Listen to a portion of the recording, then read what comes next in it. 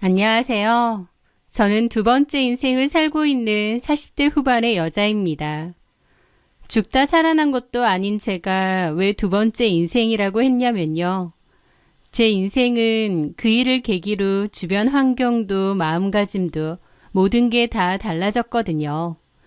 마치 새로운 사람이 되어서 새로운 인생을 사는 것처럼요. 저에게 과거에 어떤 일이 있었는지 그 사연에 대해 말해보려 합니다. 저는 소위 성공한 남편을 둔 아내였습니다. 제 남편은 모바일 게임 개발자 겸 대표였는데 남편이 개발한 모바일 게임이 큰 성공을 이루며 사업을 크게 확장시켰거든요. 남편은 원래는 작은 게임 회사의 평범한 개발자였습니다. 하지만 남편은 늘 자신만의 게임을 만들고 싶다는 열정으로 가득 차 있었고 그 좋은 아이디어로 동료 몇 명과 회사를 차리게 되었습니다. 남편의 사업은 거의 맨 땅에 헤딩하는 수준이었습니다. 게임이라는 게 자본이 많이 들어가야 퀄리티가 좋아질 수밖에 없는데 적은 인원으로 하다 보니 한계가 좀 있는 듯 했죠. 하지만 남편은 열정적이었고 저는 그 열정적인 모습이 좋았습니다. 컵라면과 김밥으로 끼니를 때우면서도 꿈을 이야기하고 즐겁게 일하는 그 모습을 사랑했죠. 저는 그때 당시 개인 사진작가로 일을 하고 있었습니다. 남편의 수입이 들쑥날쑥했기에 시댁에서 좀 도와주는 돈 말고는 제가 생활비도 거의 도맡아서 내야 했어요. 하지만 저는 그의 꿈을 응원했고 남편이 잘할 수 있을 거라 믿어 의심치 않았습니다. 남편은 자신이 성공하면 저를 세상에서 제일 행복한 여자로 만들어주겠다는 말을 곧잘 했어요. 남편의 그 마음 하나만으로도 든든했고 열심히 남편을 서포트했었습니다. 그렇게 남편의 게임은 출시를 했어요. 대형 게임 회사에서 만든 제품도 아니지만 퀄리티가 좋고 재밌다면서 입소문을 타기 시작했고 굉장히 인기를 끌었습니다. 남편의 오랜 노력이 빛을 발하는 순간이었죠. 그 기세를 몰아 남편은 또 다른 게임을 런칭했고 그 게임도 성공을 거두면서 회사는 성장가도를 달렸습니다. 남편은 젊은 나이에 그럴듯한 성공을 이루게 된 거죠. 보통은 남자가 갑자기 잘 되거나 돈을 잘 벌게 되면 딴 마음을 품는다는 말도 있잖아요. 하지만 저희 남편은 회사가 성공하고 나서 가장 먼저 제 차를 바꿔주거나 저에게 고가의 선물도 안겨주는 등 저를 위해 많이 베풀었습니다. 남편은 늘 자신의 성공에는 제 역할이 컸다고 말을 했어요. 본인이 잘나서 잘됐다고 하지 않고 저에게 그 공을 돌리고 고마워하던 그 남자. 그때만 해도 남편은 세상 그 무엇보다 빛이 났고 멋졌습니다. 젊은 나이에 자수성가해서 성공한 남편은 큰 평수의 고급 아파트를 샀고 저와 거기서 지냈습니다. 그때 저는 세상을 다 가진 듯한 기분이었어요. 주변 친구들도 다 저를 부러워했고요. 사실 저 하나만 보자면 집안도 평범하고 외모도 평범하고 특출난 부분이 없는 사람입니다. 그렇다 보니 주변에서 더욱 저더러 시집 잘 갔다, 남편 잘 만났다는 말을 많이 했고 제 스스로도 그렇게 느꼈던 것 같아요. 저는 남편에게 고마웠고 이 가정을 잘 지키고 싶었습니다. 그리고 앞으로도 계속 누구나 부러워할 만한 이 행복을 즐기고 싶었습니다. 결혼 후 반년 뒤에 소중한 저희 아이도 생겼습니다. 저는 불규칙한 프리랜서 사진작가 일을 잠시 그만두고 아이를 키우며 집안 살림을 도맡아 하게 되었습니다. 그맘때 남편은 정말 바빴어요. 해외 시장 진출도 시작한다고 했기에 눈코 뜰 새 없이 바빴고 야근으로 집에 들어오지 않는 날도 많았죠. 출장도 몹시 잦았고요. 저는 집에서 혼자 아이를 보는 시간이 길었습니다. 아니, 긴 정도가 아니라 집에는 그냥 저 혼자 있는 시간이 대다수였죠. 육아도 하나부터 열까지 다 저 혼자 했고 남편은 바쁘다는 이유로 하루가 다르게 커가는 아이를 볼 여유조차도 없었습니다. 그래서인지 한 번씩 아이를 볼 때마다 언제 이렇게 컸느냐고 깜짝깜짝 놀랄 정도였죠. 하지만 그때는 오히려 남편이 너무 안쓰럽게만 느껴졌습니다. 저렇게 밤낮 없이 일하는구나, 건강을 해치지는 않을까 걱정도 되고요. 그래서 집에 자주는 못 와도 오는 날이면 식사라도 갖은 정성으로 챙겼습니다.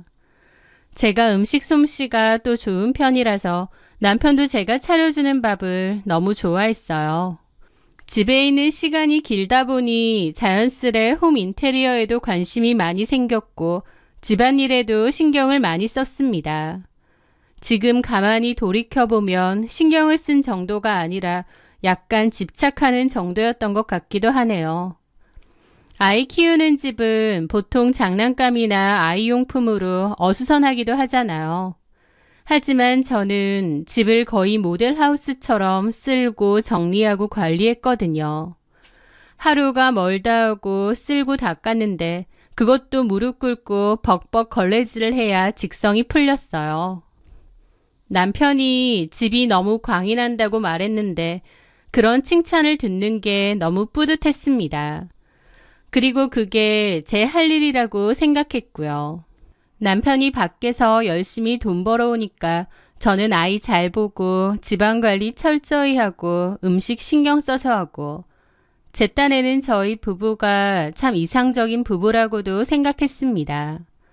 지금에서야 돌이켜보면 남편에게 나도 내 할 일을 한다, 이렇게 쓸모가 있다라는 것을 온몸으로 보여주고 싶었던 것 같기도 하지만요.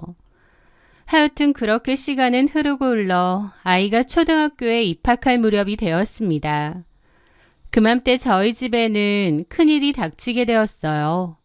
바로 저희 시어머니가 초기 치매 판정을 받으신 거였죠. 병원에서 진단을 받던 날 의사의 심각한 설명에 남편은 그 자리에서 주저앉아 울었습니다. 그나마 빨리 발견했기에 생명에는 지장이 없었으나 점점 기억을 잃고 일상생활에 어려움을 겪기 시작하실 거라는 말이었습니다. 그날 밤 남편은 제 손을 잡고 눈물을 글썽이며 말했습니다. 자기야, 우리 엄마가 나 얼마나 고생하면서 키워주신 거 알지? 요양원 가면 기계처럼 사람을 돌봐주는 것 같은데 우리 엄마 거기서 외롭게 혼자 둘 수 없어. 그는 제게 애원했습니다. 자기가 지금 집에 있잖아.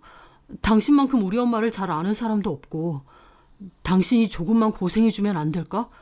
당신 갖고 싶은 거 하고 싶은 거 다 하게 해줄게. 응? 내가 평생 빚진다는 마음으로 살 테니까 부탁이야. 말은 부탁이었지만 거절할 수가 없는 부탁이었습니다. 가족을 위해 그토록 애원하는데 차마 못한다고 할 수가 없었죠. 그렇게 저는 치매 걸린 어머님을 집에 모시게 되었습니다. 치매 환자를 간병한다는 게 결코 쉬운 일은 아니었어요. 시어머니이기 때문에 존재 자체로도 어렵고 불편한 게 있을 수밖에 없잖아요. 게다가 아프시다 보니 더했죠. 점잖았던 저희 어머님은 점점 아이가 되어가셨습니다.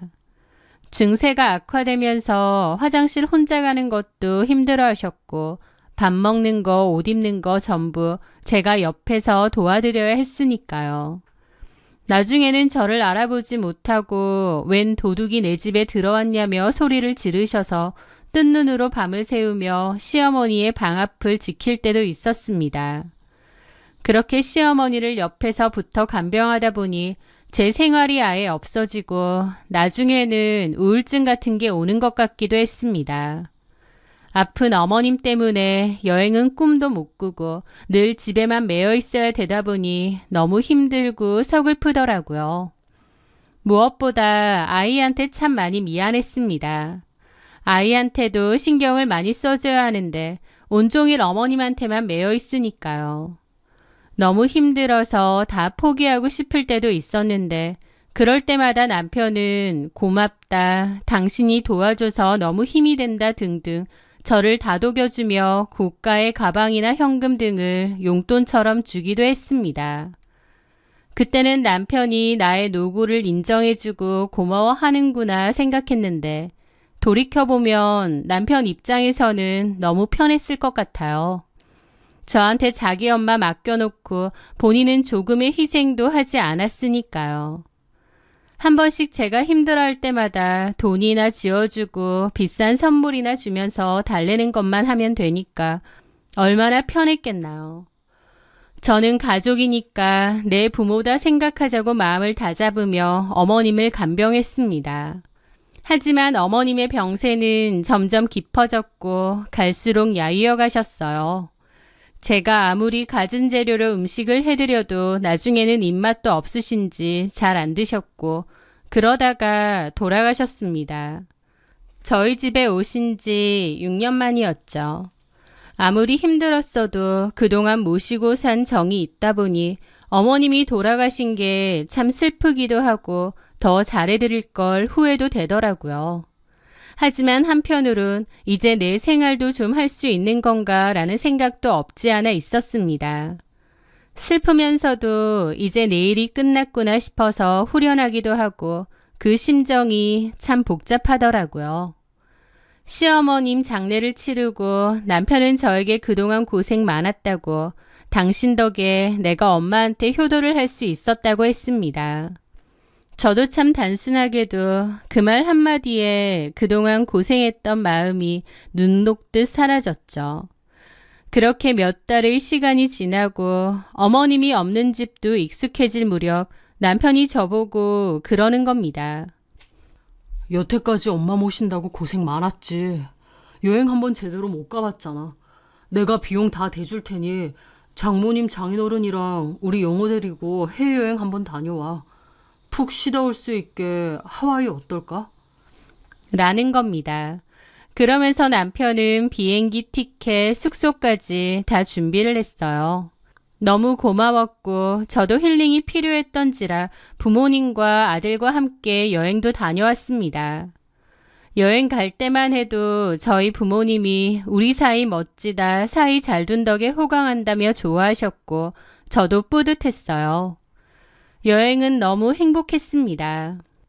지난날의 고생과 힘듦을 아름다운 바다 풍경에 싹 씻어내리고 오는 기분이었죠.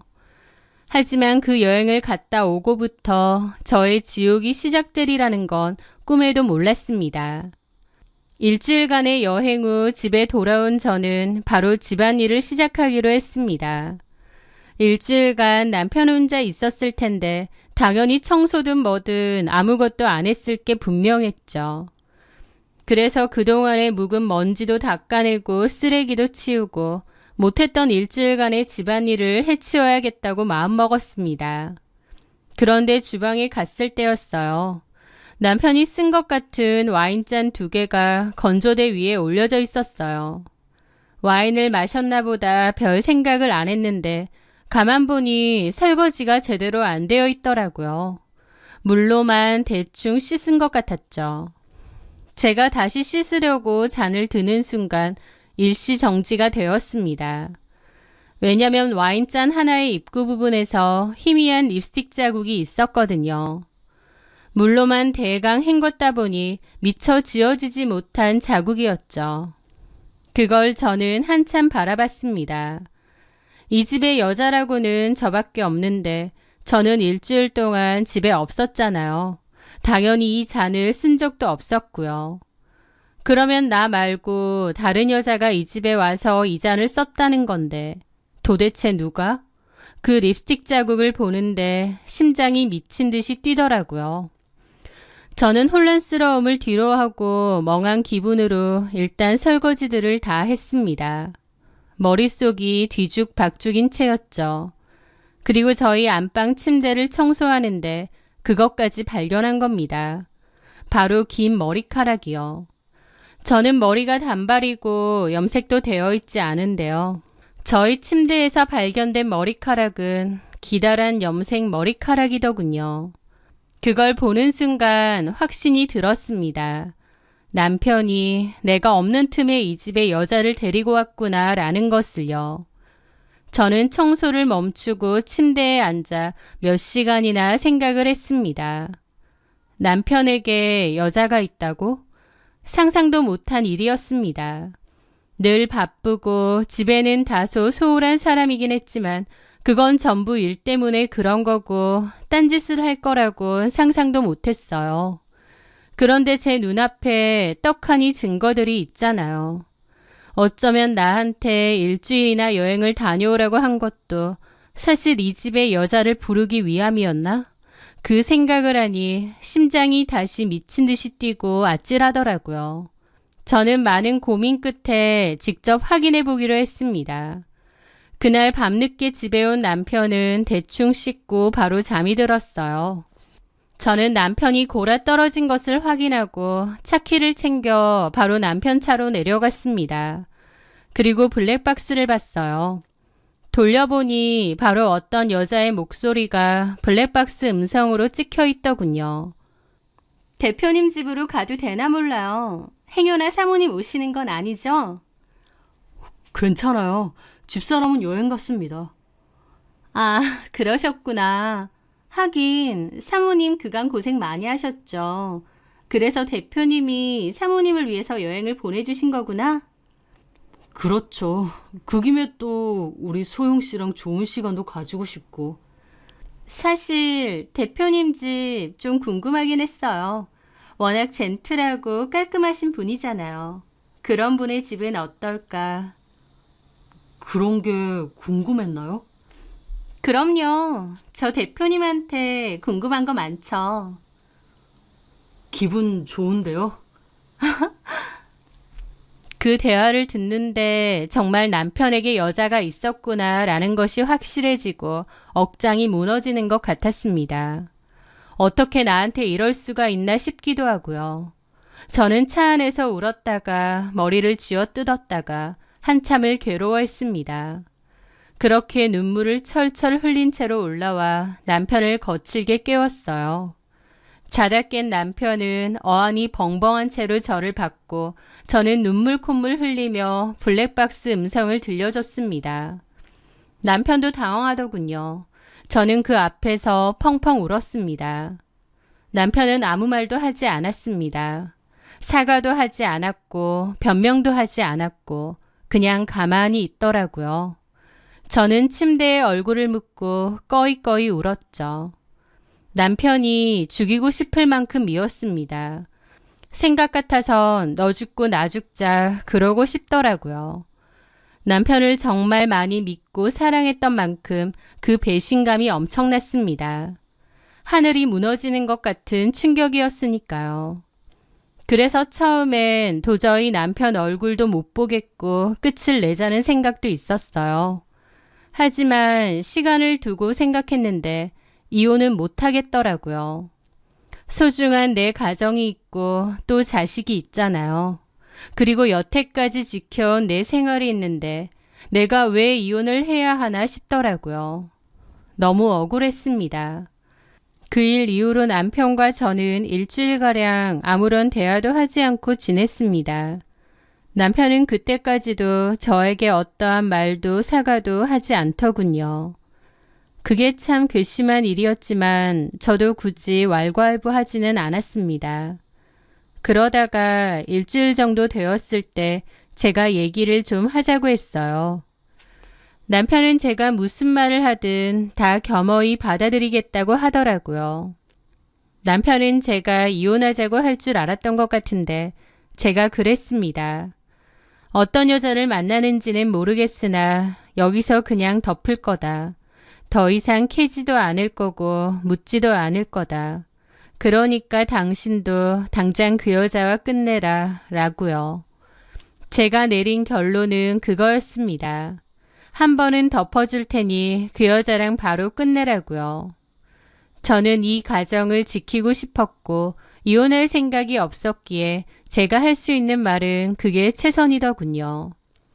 남편은 제 얘기를 듣고 가만히 고개를 숙이고 있었습니다.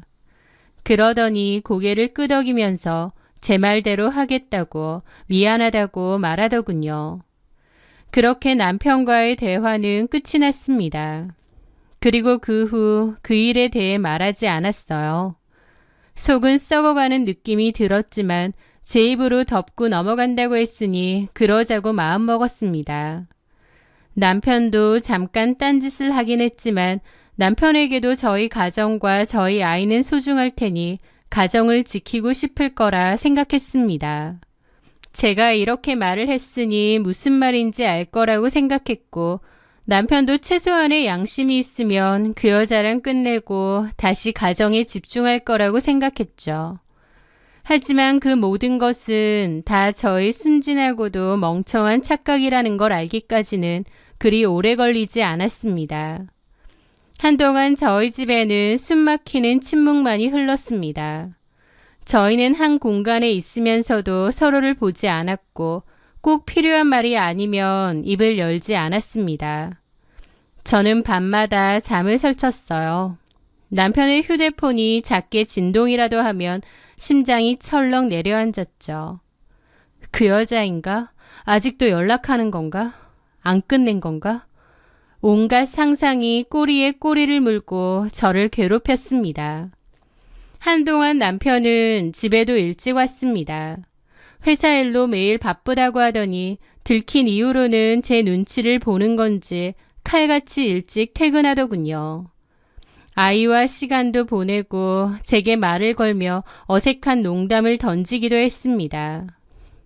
그는 노력하고 있었지만 그 모든 행동이 제게는 연기처럼 보였습니다.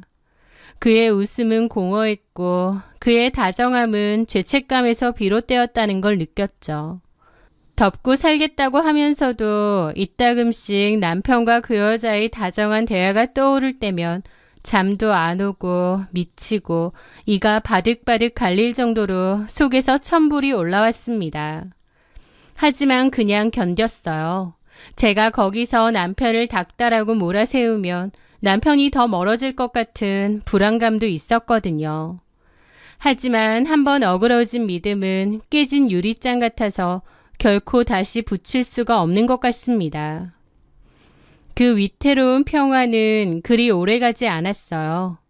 시간이 지나면서 남편은 다시 전처럼 늦게 퇴근하기 시작했고 회사 일을 핑계로 새벽에 들어오는 일이 많았습니다. 예전 같으면 그냥 그렇구나 할 일도 이제는 아니었죠. 그 여자 만나러 갔구나. 그 여자랑 같이 있겠구나. 머리가 돌지경이었고 피가 마르는 기분이었습니다. 남편이 그 여자와 끝을 낸 건지 확실하게 알고 싶었던 저는 어떻게 할까 고민 끝에 한 친구가 생각났어요. 그 친구는 남편의 바람 때문에 이혼도 한 친구인데 흥신소를 통해서 증거를 잡았다는 얘기를 해줬거든요. 저는 그 말을 기억하고 그 친구에게 전화를 했죠. 그리고 그 흥신소 연락처를 받아내서 연락했습니다. 남편의 정보를 주고 과거에 만났던 상간녀와 아직도 만나는지 알아보고 증거가 있으면 달라고 했습니다. 의뢰를 하면서도 제 마음 한구석엔 남편분 따로 만나는 여자 없습니다 라고 하기를 간절히 원했어요. 하지만 얼마 지나지도 않아 증거를 잡았다는 연락을 듣게 되었고 저는 다시 한번 무너지게 되었습니다. 제 바램과는 다르게 남편은 그 여자와 여전히 만나고 있었습니다. 아니 어쩌면 애초에 헤어진 적도 없는 것 같더군요. 그에 따른 증거도 받게 되었습니다. 도대체 어떤 여자인가 궁금했어요. 사진을 받아들었는데 젊고 날씬하고 예쁘고 세련됐더군요. 인상이 굉장히 선하고 지적으로 보였습니다. 게다가 옷차림도 그렇고 외모만 보면 유부남하고 불륜을 저지를 만한 여자처럼 전혀 보이지 않았습니다. 저는 이 여자가 어떤 여자냐, 이 여자에 대해 아느냐고 물어봤어요. 그랬더니 흥신소 직원이 그 여자에 대해서도 간략하게 알아봤다고 하시더라고요. 그 여자는 남편 회사에 외부 컨설턴트로 등록이 되어 있었답니다. 어떤 채용 과정을 통한 건 아니고 남편이 그냥 꽂아준 것 같다네요. 아마 그 전부터 내연의 관계가 있었던 것 같다고 하면서요. 직접 두 눈으로 불륜 증거를 보니 정말 하늘이 무너지는 기분이 들더라고요. 내가 그토록 울고 쓰러지고 가정을 위해서 헤어져 달라고 했는데 어떻게 나한테 이럴 수가 있나. 남편에게 나는 도대체 뭐였나 싶었습니다. 나한테는 치매 걸린 자기 엄마 간병까지 시켜놓고 자기는 뒤에서 조카뻘인 애랑 놀아나고 있었구나. 그때의 그 무너지는 감정은 지금도 생생합니다.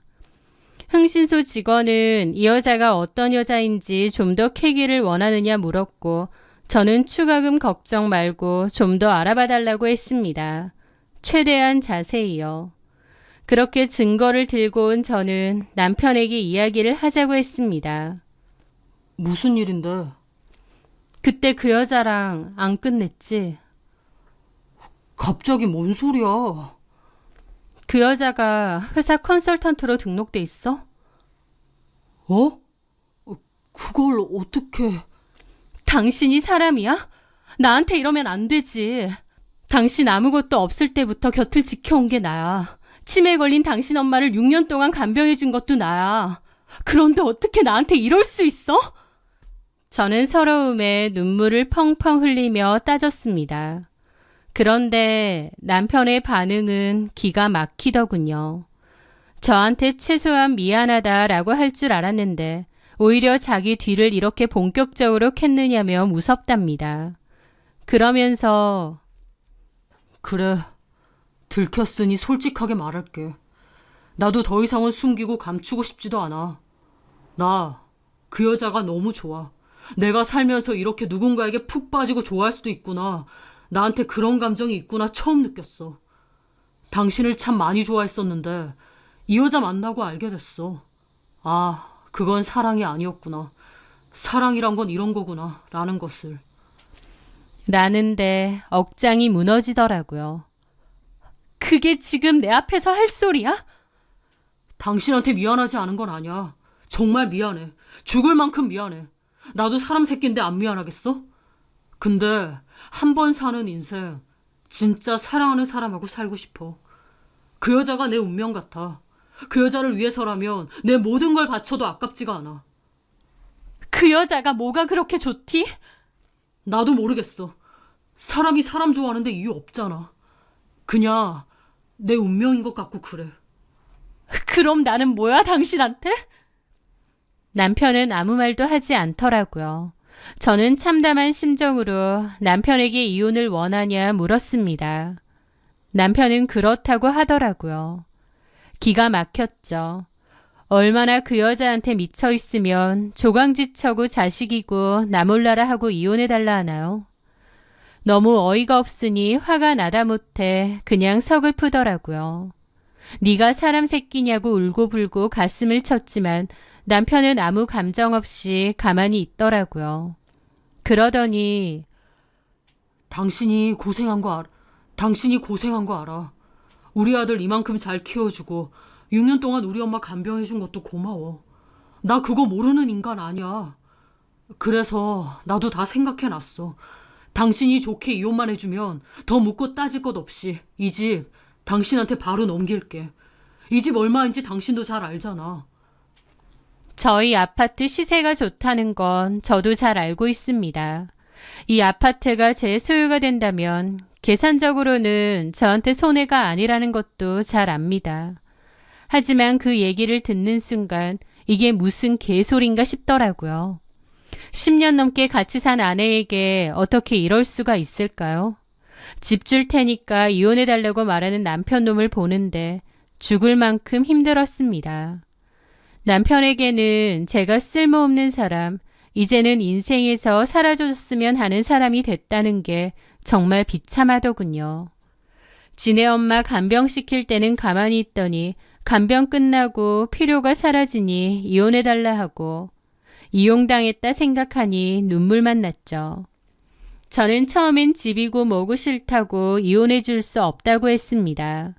하지만 남편은 그 여자에게 미쳐도 단단히 미친 모양이었어요. 처음에는 그나마 저한테 미안하니 어쩌니 하면서 이혼을 요구했다면 나중에는 아예 대놓고 이혼을 요구하고 아들까지 본체만체 하더군요. 그러던 찰나 흥신소에서 연락이 왔습니다. 저는 흥신소 직원을 찾아갔고 남편이 내연녀에 대한 최종 정보를 알려주더군요. 그런데 흥신소 직원이 서류 폴더를 내밀며 대뜸 그러는 겁니다. 사모님, 이 여자 알아보니까 좀 무서운 여자 같던데요? 라는 거예요. 네? 무섭다니요? 이 여자 이름은 임소영인데요. 마음성장 컨설턴트라는 곳의 대표예요. 주로 회사 대표들 상대로 심리 컨설턴트를 하는 곳이라는데 저희가 알아보니 일반적인 회사가 아닌 것 같아요. 그러면요? 좀 더 딥하게 파봐야 알겠지만 좀 알아보니 이 여자가 핵심 간부로 소속되어 있는 단체가 따로 있더라고요. 그 단체가 겉으로는 명상센터처럼 보이는데 신흥 사이비 종교단체라는 말이 많아요. 생각지도 못한 말에 저는 눈이 휘둥그레졌죠. 네? 신흥 사이비 종교단체요? 네, 그래서 저희가 보니까 단순한 불륜관계 그 이상의 뭔가가 있는 것 같더라고요.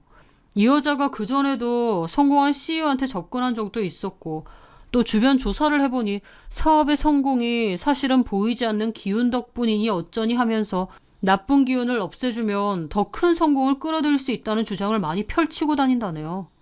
그리고 이 단체에서 정화자금이라는 명목으로 송금이나 후원을 받기도 하고요.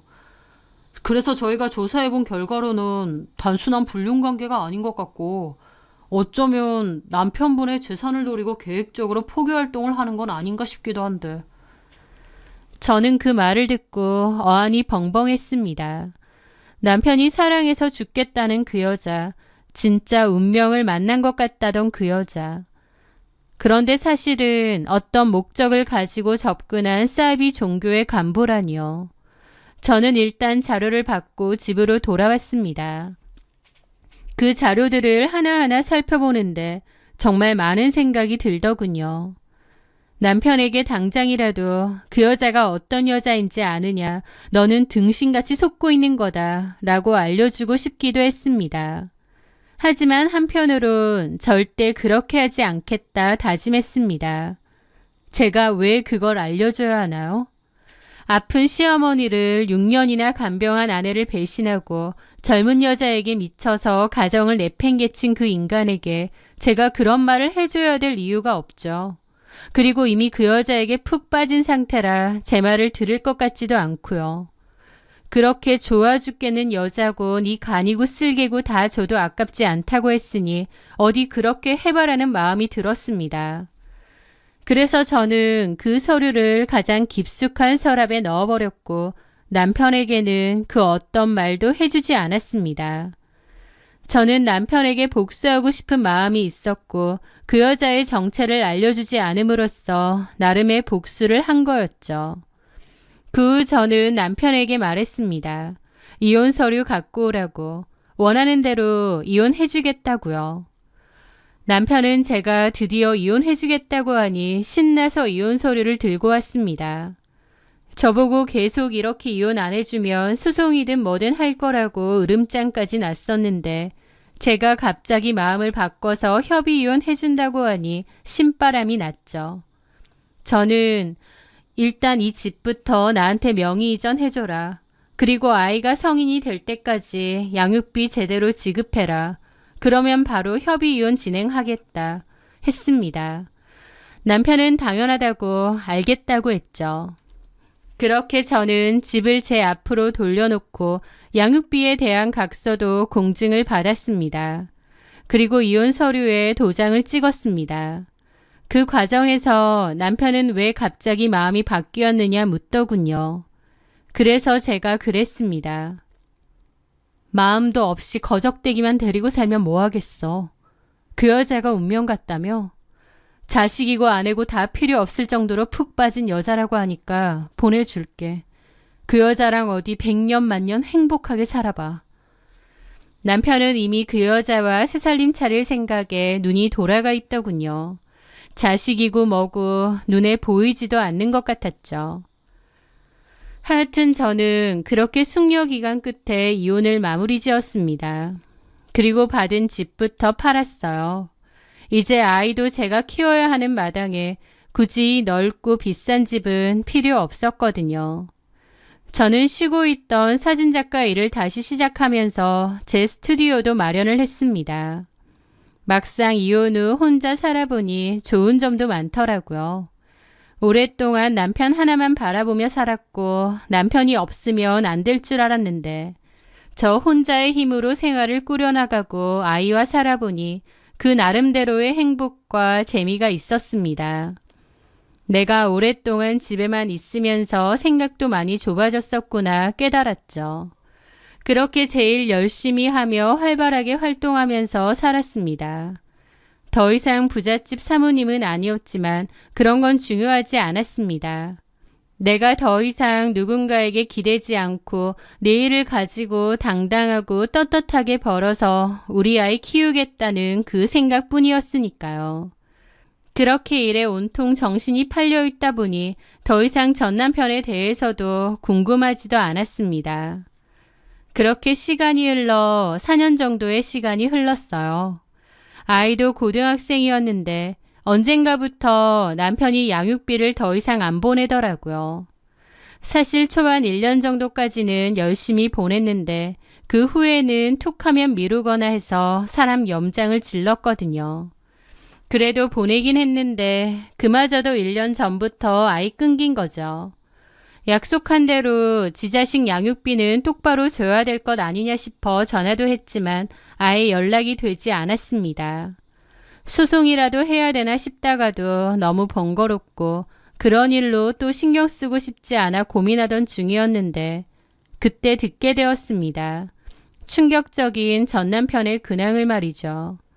남편이 그 사이비 종교에 빠져 회사 자금까지 전부 헌납하고 사업체를 제대로 날려 지금은 그 종교단체 건물에서 산다는 겁니다. 허드렛 일 하면서요. 사업체는 진작에 그 종교단체 소유로 넘어갔다고 하더군요. 남편이 어느 순간부터 연락이 안 됐고 양육비도 제대로 안 보냈는데 아예 모든 것을 정리하고 그 종교단체로 들어간 것이었죠. 그게 남편의 자의든 아니면 그 여자의 계략이든 뭐든 말이에요. 그 말을 듣고 잊고 지냈던 그 흥신소 직원 말이 떠오르면서 등골이 오싹해지는 겁니다. 사실 설마 했어요. 그때 뭔가 좀 이상하다고 얘기를 들었음에도 설마 했었는데 남편이 정말 그 여자로 인해 이 정도로 파산하고 갈 때까지 갔을 거라고는 상상도 못했습니다. 흥신소 직원 말 듣고 조강지쳐 버린 놈 잘된 꼴 못 봤다. 망해봐라는 마음으로 아무 말도 안 해주고 이혼을 해준 건 맞는데요. 진짜 남편이 그 정도가 될 줄은 몰랐던 거죠. 충격적이기도 하고 또 한편으론 남편의 어리석음에 쓴웃음이 절로 나더군요. 저는 더 이상 독촉전화는 하지 않았고 남편의 근황에 대해 찾아보지도 물어보지도 않았습니다. 남편이 저와 아이를 내팽개친 순간 저에게도 남편은 남이나 다름없었거든요. 어쩌고 살던지 이제는 제 알바가 아니었습니다. 남편이 그토록 운명이라고 했던 여자랑 같이 지내는 거니까 원하는 대로 된 게 아니겠어요? 저는 그 전 남편 연락처도 차단했습니다. 양육비고 뭐고 다 필요 없고 그냥 모든 인연을 끊어야겠다 마음 먹었죠. 그렇게 번호를 지우는데 한때는 제 세상의 전부였던 전 남편이 이제는 그저 지워버려야 할 오점처럼 느껴진 그 순간이 참 기묘하더라고요. 남편의 처지를 가만 생각하니 참 어이가 없었습니다.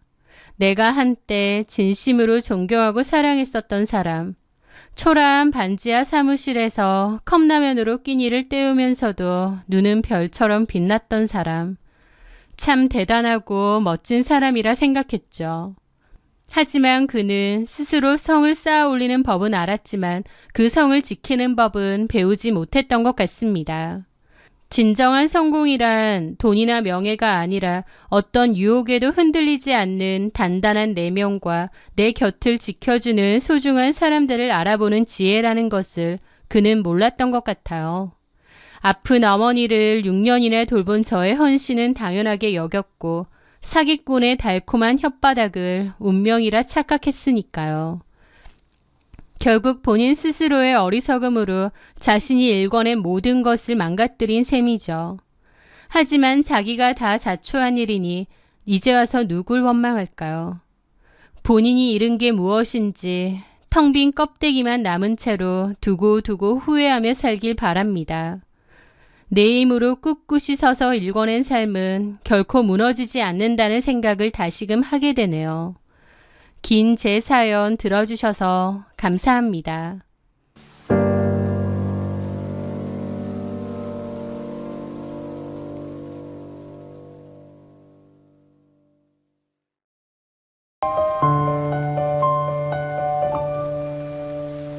여러분은 효자라는 말을 들으면 어떤 이미지가 떠오르시나요?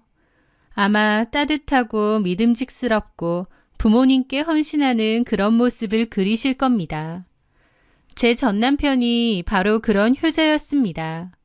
시어머니는 좀 괴팍한 성격이었는데 그런 시어머니를 가장 가까이서 챙기고 맞춰주는 착한 아들.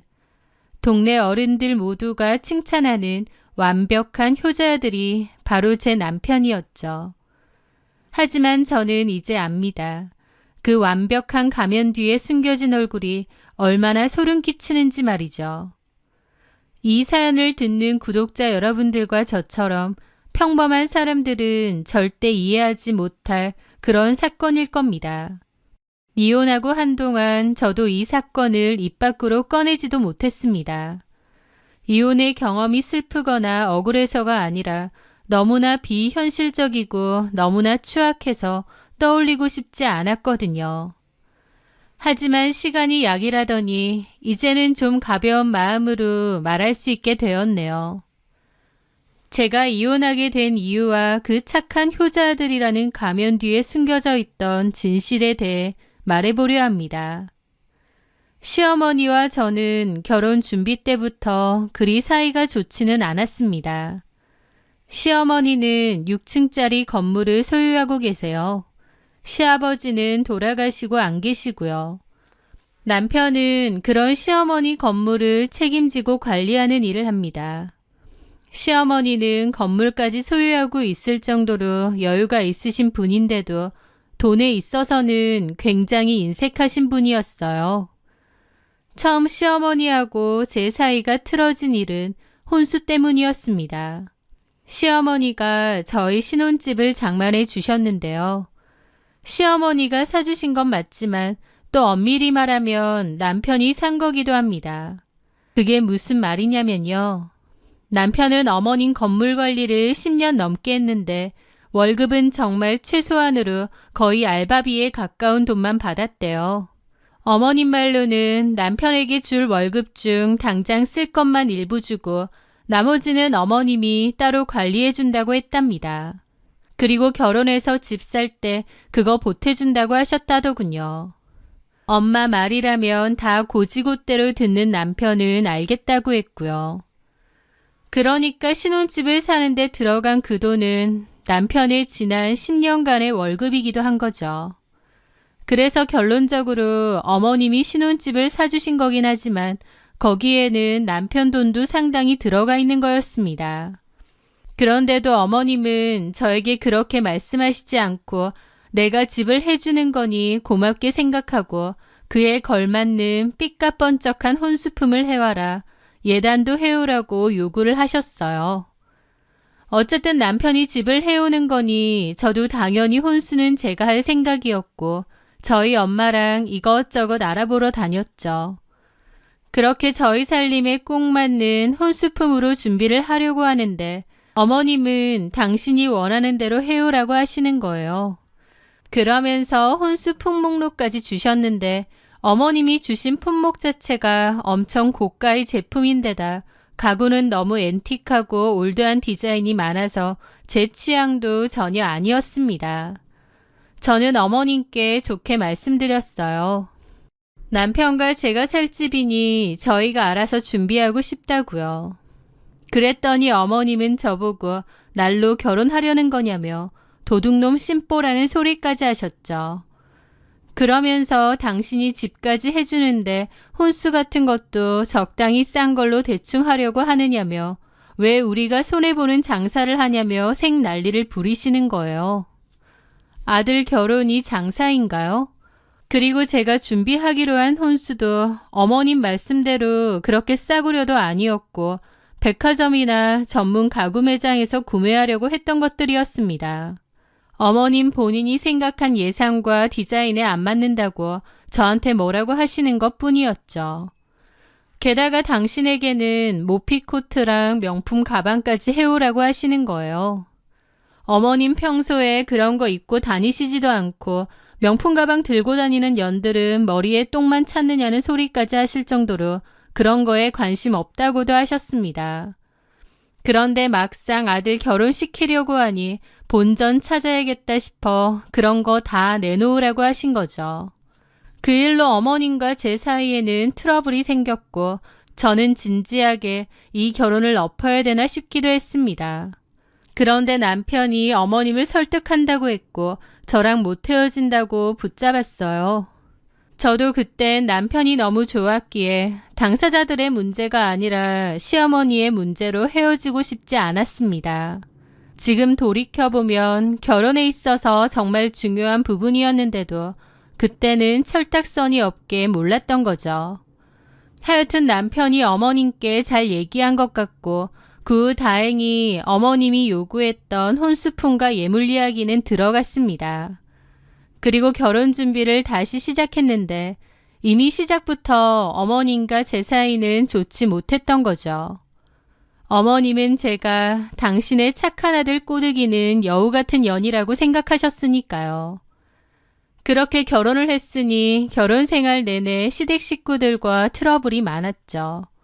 특히 엄청 얄미운 성격의 시누이가 있었는데 어머님 옆에 딱 달라붙어서 어머님 편들고 저 괴롭히는데 한통속이었습니다.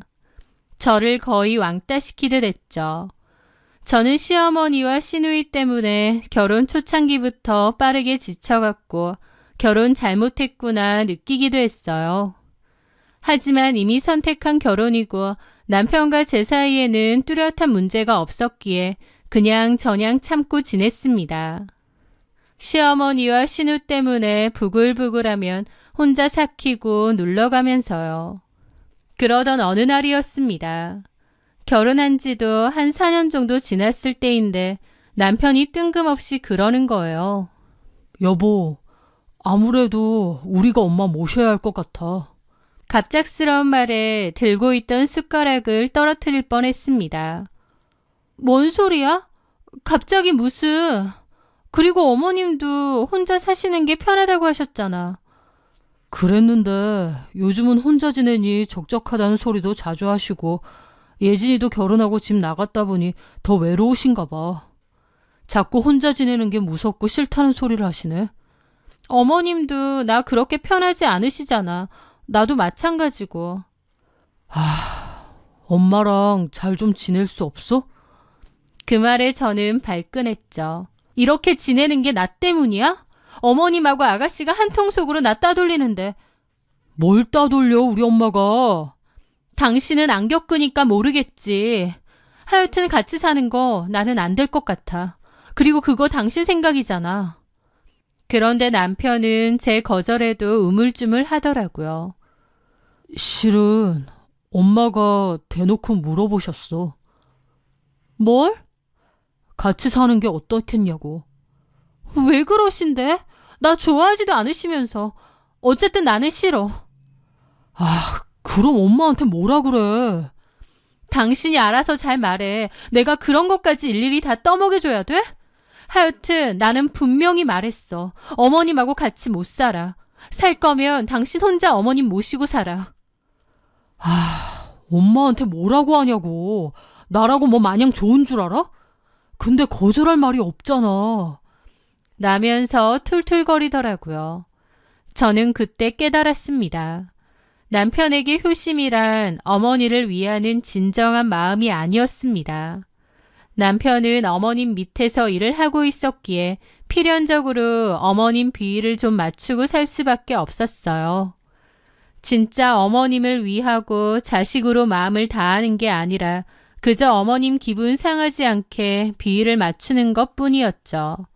사실 남편도 자기 엄마지만 어머님을 그렇게 편하게 생각하지 않고 또 어머님에게 내심 불만도 많아 보였습니다. 아무리 부모 자식 간이라고 해도 10년 넘게 같이 일을 하다 보니 부딪히는 부분도 많았던 것 같아요. 게다가 어머님 성격이 불같으신데 만만한 남편한테 화도 잘 내시고요. 남편 입장에선 묵묵히 그런 걸 다 받아들이다 보니 속으로는 쌓인 게 좀 많은 것 같기도 했습니다. 그러니까 한마디로 어머님과 합가하자는 거 남편도 진심으로 원하는 것도 아니었어요.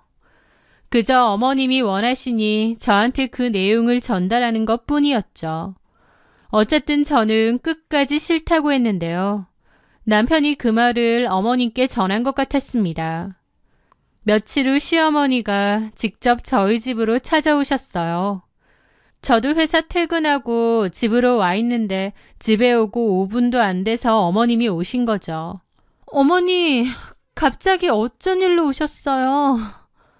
그런데 어머님은 제가 묻자마자 갑자기 제 머리채를 잡고 흔드는 겁니다. 진작에 제 머리채 잡으러 저희 집에 오신 거죠. 두피가 뽑혀 나갈 것 같은 고통과 함께 속수무책으로 바닥에 내동댕이 쳐졌습니다. 아픈 것도 아픈데 이 상황이 뭔지 기가 막히더라고요. 이게 어디서 지 마음대로 굴어? 너 내 말이 개똥같이 들리냐?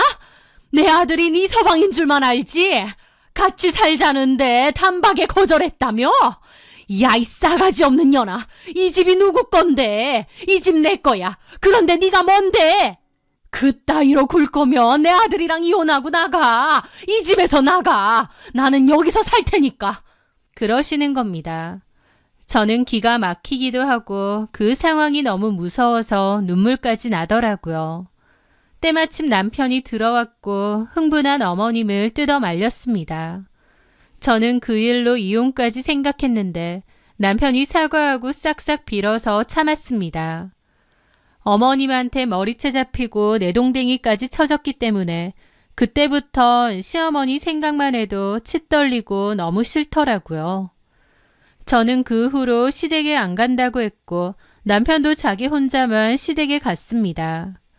그 일로 시어머니와 신우가 제 욕을 엄청 했지만 제할 바 아니었습니다. 그냥 이대로 인연 끊고 살고 싶은데 남편이 어머님 밑에서 일하니 그것도 쉽지 않고 또 남편도 그럴 생각은 전혀 없었죠. 자기 어머니하고의 관계도 끊어낼 수가 없었고 그렇다고 저랑 이혼도 못한다고 하는 그런 상황이었던 겁니다. 사실 제가 좀 더 확고했더라면 이혼을 했겠죠. 하지만 저도 그때 당시만 해도 이혼까지는 생각하지 않았던 것 같아요. 하지만 마음 한켠에는 이렇게 계속 살 수는 없다. 끝을 내든 뭔가 있어야 된다라는 생각은 계속 있었죠. 제가 시어머니를 잘 안 보게 되면서부터 남편과 제 사이도 점차 안 좋아지기 시작했습니다. 남편은 제가 좀 더 어머님한테 곰살맞게 잘했으면 이렇게 되지 않았을 거라고 은근히 저를 원망하는 듯 했고 그런 모습에 많이 싸웠죠. 그렇게 냉전이 계속되던 어느 날이었습니다. 갑자기 엄청난 사건이 터졌어요.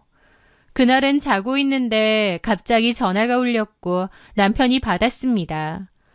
그런데 병원 응급실이었어요. 어머님이 집에 쳐들어온 괴한에게 두들겨 맞고 병원 응급실에 실려가셨다는 거예요. 저도 자다가 갑자기 깨서 너무 놀랐죠. 무슨 일이야? 큰일 났어. 엄마 집에 강도가 들었대. 지금 엄마 병원 응급실이래. 뭐라고? 강도?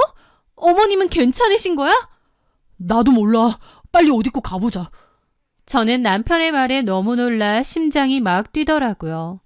급하게 옷을 꿰어입고 병원으로 한달음에 달려갔습니다. 응급실 앞에 도착하니 신우가 이미 와 있었죠. 울면서요. 어머님을 기다리며 남편은 머리까지 쥐어뜯으며 안절부절 못하더라고요. 다행히 어머님은 좀 다치시긴 했지만 생명의 위협까지 될 정도는 아니었습니다. 잠시 후 저희는 병실로 옮겨진 시어머니를 마주할 수 있었습니다. 어머님의 모습은 처참했어요. 넋이 나가 있었고 머리와 손에는 붕대가 감겨져 있었죠. 게다가 시어머니는 너무 큰 충격을 받아 말도 제대로 못하고 그저 텅 빈 눈으로 천장만 바라보고 계셨습니다. 경찰의 말에 따르면 집에 침입한 강도가 몽둥이를 들고 들어왔대요. 시어머니는 안 자고 있었고 목이 말라서 나가셨다가 금고를 열려고 하던 강도와 딱 맞닥뜨렸다고 했습니다. 놀라서 방으로 들어가 곧바로 신고를 했는데 강도가 따라 들어와 시어머니의 머리를 때렸다고 했습니다. 다행히 시어머니가 이미 112를 누른 상태에서 일어난 일이었고 강도는 경찰이 올 것을 예상해 도망친 모양이었어요. 금고를 털려다 실패한 금고털이범 강도 같다고 했습니다. 하지만 단순 강도인지 아니면 원한에 의한 범행인지 조사를 해야 했어요. 시어머니는 쉰 목소리로 평소 돈 문제로 자신을 협박하던 채무자가 한 명 있다면서 그 사람이 의심된다고 했습니다.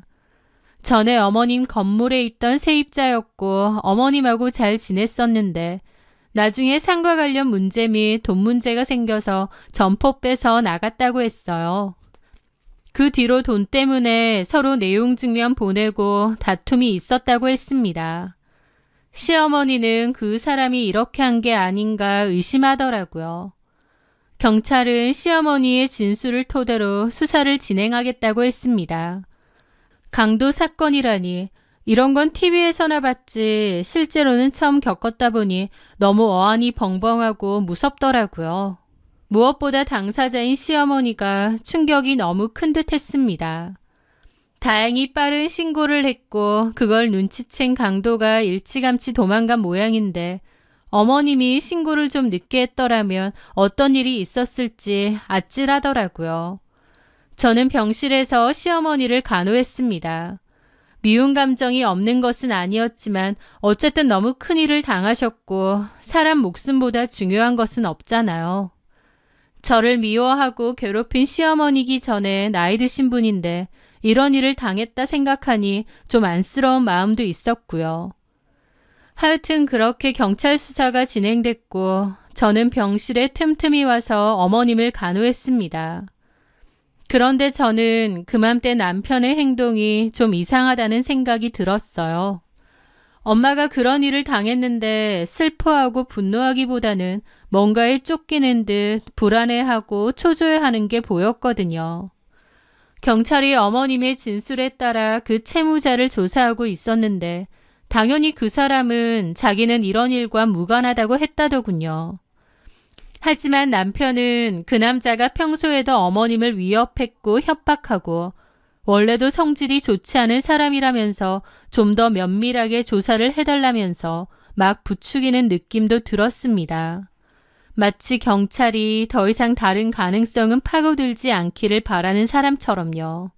남편의 행동이 묘하게 어딘가 이상하고 부자연스럽더라고요. 불안하고 초조해 보이기도 하고요. 저는 그런 남편이 참 이상하다 생각했는데 그 일이 있고 얼마 지나지 않았을 때였습니다. 어머님의 병간호를 하고 집으로 돌아왔는데 남편은 마침 소파에서 잠이 들었더군요. 그런데 남편 앞에 있는 핸드폰으로 그 카톡이 온 겁니다. 그런데 그 카톡 내용이 오빠 전화 가능해?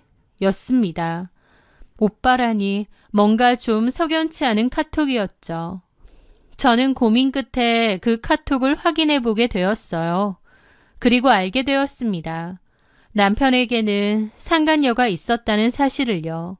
저는 미련하게도 그때까지도 전혀 남편의 외도를 눈치채지 못했습니다. 남편에게 여자가 있었다니 너무 충격이었죠. 남편은 그 여자와 만난 지 꽤 된 것 같고 남편에게 오빠라고 하는 거나 프로필상의 사진도 그렇고 저보다는 훨씬 어려 보이더라고요. 좀 더 자세하게 읽다 보니 그 여자는 어머님 상가 2층에 있는 피부관리샵 원장이라는 것을 알게 되었습니다. 남편이 그 건물 관리를 하다 보니 오며 가며 마주치다가 눈이 맞은 모양이었어요. 이 인간이 나 몰래 바람을 피웠다니 너무 기가 막혔죠. 그 여자는 남편더러 관리실 놀러 오라느니 저녁 먹고 가자느니 봐도 또 보고 싶다느니 난리 부르스였습니다. 남편 역시도 좋다쿠나 헤헤실실 거리고 있고요. 제 앞에서 남편은 늘 무덤덤하고 차분한 성격인 줄 알았는데 상간녀에게는 딴판이더라고요. 그런데 남편이 바람을 피웠다는 것보다 더 충격적인 진실이 숨어 있었습니다.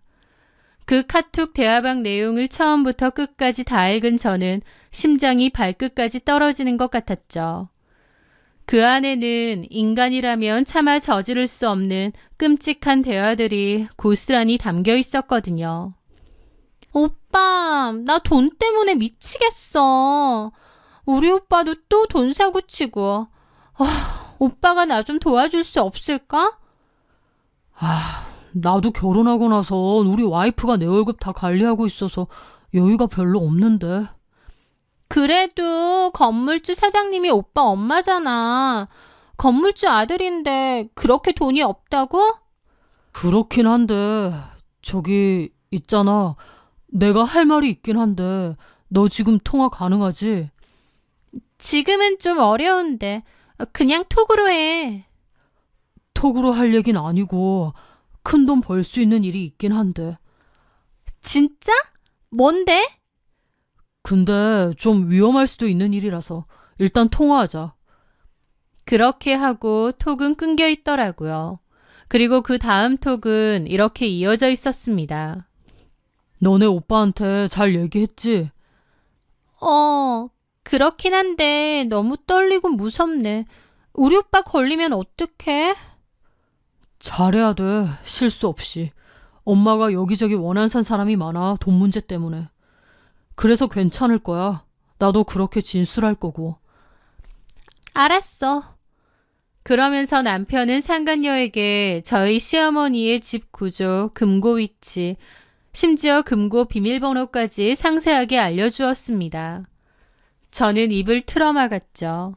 한마디로 어머님의 강도 사건은 다 남편이 꾸민 짓이었던 겁니다.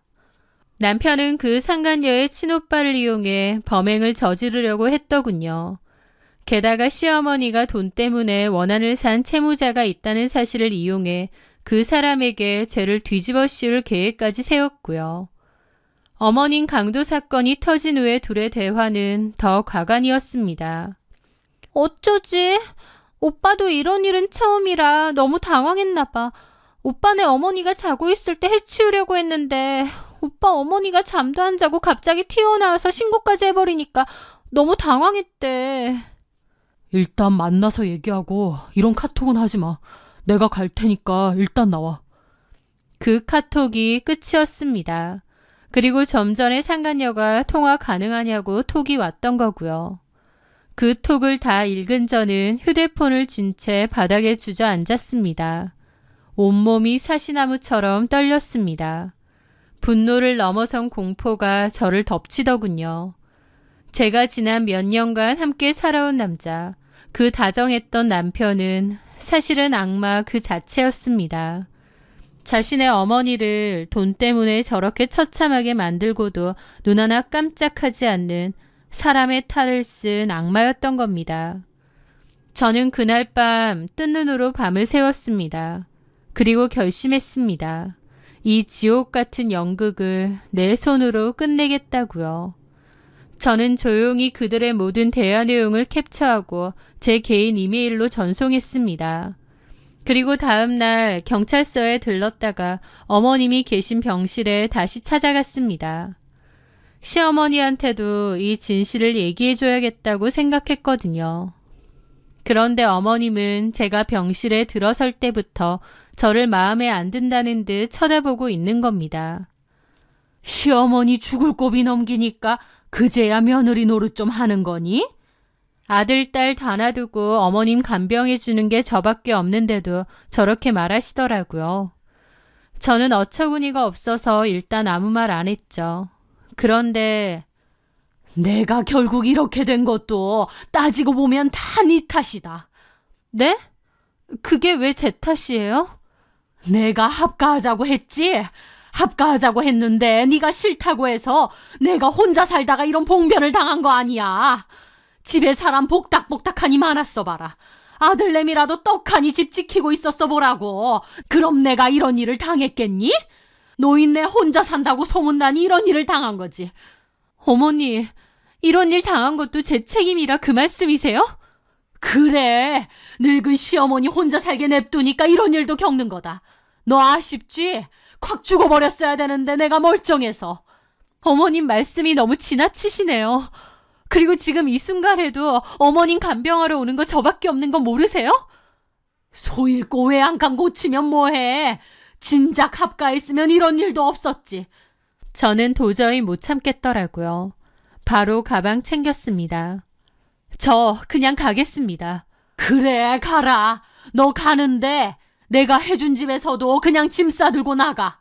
네? 내가 아무리 생각해도 괘씸해. 내 아들 살라고 해준 집이지 너 살라고 해준 집도 아니야. 내가 내 돈으로 집 사줬는데 그 집에 가지도 못하고 혼자 살다가 이런 봉변을 다 당했잖아. 저는 코웃음 치며 말했습니다. 어머니, 제발 정신 좀 차리세요. 저 지금 어디 갔다 온 줄 아세요? 네가 어딜 갔다 왔는데? 경찰서 갔다 왔어요. 어머님 그렇게 만든 건 어머님이 지목했던 그 채무자 아니에요. 그 말에 어머님 눈이 휘둥그레졌죠. 그럼 너는 누가 범인인지 안다는 거니? 네, 알아요. 그래서 경찰서 갔다 왔다니까요. 그게 누군데? 그때 남편이 병실에 들어왔습니다. 저는 코웃음 치며 말했죠. 저기 있네요. 어머님 강도 사건의 범인. 그 말에 찬물이라도 끼얹은 것처럼 조용해지더라고요. 너 지금 뭐라고 했어? 저기 있잖아요. 이 사건을 일으킨 사람, 어머님 아들이요. 제 말에 어머님은 미쳤느냐고 어디서 그딴 소리를 하면서 내 아들과 나를 이간질시키느냐 고함을 질렀고 남편은 얼굴이 시뻘개져서는 제 팔을 잡았습니다. 따라 나오라면서요. 저는 놓으라고 했고 그러면서 실랑이가 벌어졌어요. 그런데 그 순간이었습니다. 병실 안으로 사복경찰 2명이 들어왔죠. 강주환 씨 되시죠? 강도상해 및 살인 교사 혐의로 긴급 체포합니다. 그 말에 어머님도 기함하고 남편도 얼굴이 새파랗게 질리더라고요. 무슨 소리예요? 뭔가 오해가 있나 본데. 나 아니에요. 증거 다 있습니다. 강주환 씨가 내연녀 박세미 씨와 박세미 씨의 오빠를 이용해서 어머니 살인교사를 하셨죠. 아니라니까요. 무슨 말도 안 되는 소리야. 남편은 버둥거렸고 다 오해라고 소리를 질렀습니다. 그 모든 걸 지켜보던 어머님이 입이 떡 벌어져서 보고 있다가 다급하게 소리치더라고요. 그게 무슨 소리예요? 내 아들을 왜 잡아가? 좀 더 면밀하게 조사를 해야겠지만 지금으로선 차복자 씨 사건의 주요 용의자가 아드님인 강주환 씨예요. 뭐라고요? 일단 서로 가서 얘기하시죠. 남편은 그렇게 아니라고 외치며 경찰에 끌려갔고 어머님은 너무 큰 충격으로 어버버했습니다. 그러더니 저한테 그러는 겁니다. 저게 다 무슨 소리야?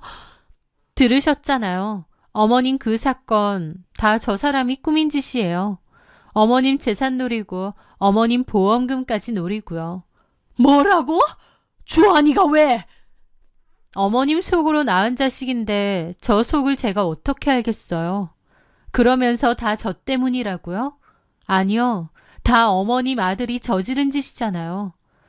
어머님은 충격으로 뒷목을 잡으며 쓰러질 뻔했고 저는 일단 간호사를 불렀습니다. 그리고 그 병실을 빠져나왔죠. 경찰 조사를 통해 남편은 어머님에게 원한이 깊었고 어머님의 돈을 노려 이 같은 짓을 저지른 사실이 밝혀졌습니다. 어머님이 아들이라고 월급도 제대로 안 주고 일을 부려먹은 것에 오랫동안 앙심이 있었던 데다 상간녀도 맨날 돈돈거리니 이런 일을 꾸민 것 같더라고요. 본인이 직접 나서지 않고 범죄 사건으로 만들어서 어머님에게 해를 가하고 본인은 피해자인 척하면서 어머님 돈을 통째로 꿀꺽하려 한 거죠. 게다가 남편은 만약 일이 잘못될 경우 모든 죄를 상간녀와 그녀의 오빠에게 뒤집어 씌우고 빠져나갈 계획까지 세웠다는 사실도 밝혀졌습니다. 이 사실을 알게 된 상간녀는 경찰 조사에서 자신이 아는 모든 것을 털어놓으며 남편에게 원망을 퍼부었다고 했죠. 결국 법의 심판대 앞에 선 세 악마는 서로를 물어뜯으며 함께 지옥으로 떨어졌습니다. 남편과 상간녀 그리고 그녀의 오빠까지 징역형을 선고받게 되었죠. 시어머니는 모든 진실이 밝혀진 후 충격으로 쓰러져 지금은 요양병원에 계신다고 하더군요.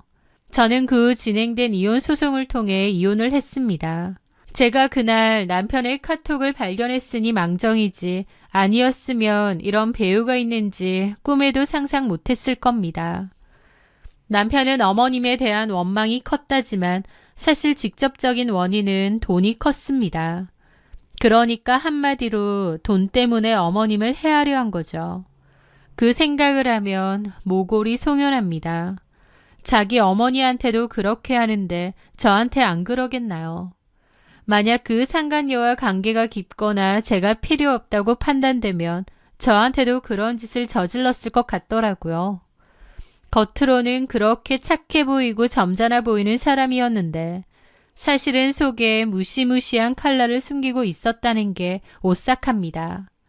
결혼해서 살면서 그런 인간인지 전혀 눈치 못 챘다는 것도 무섭고요. 사람이 제일 무섭다는 말은 이럴 때 쓰는 거구나 싶더라고요. 그렇게 이혼 후 저는 한동안은 정신이 피폐했지만 시간이 지나면서 많이 괜찮아졌습니다. 제 지난 결혼 생활은 정말 악몽 같았어요. 사이가 좋지 않고 갈등이 있었던 시어머니와 신우, 그리고 마지막에 그 엄청난 사건까지. 저는 앞으로 재혼 생각일랑 꿈에도 하지 않고 살아가려 합니다. 많이 좋아졌긴 하지만 아직도 그때 일을 생각하면 오싹하기도 하고 또 사람을 믿는 게 어려울 것 같거든요. 이런 제 마음의 상처는 두고두고 천천히 회복해야겠죠. 제 사연 들어주셔서 감사합니다.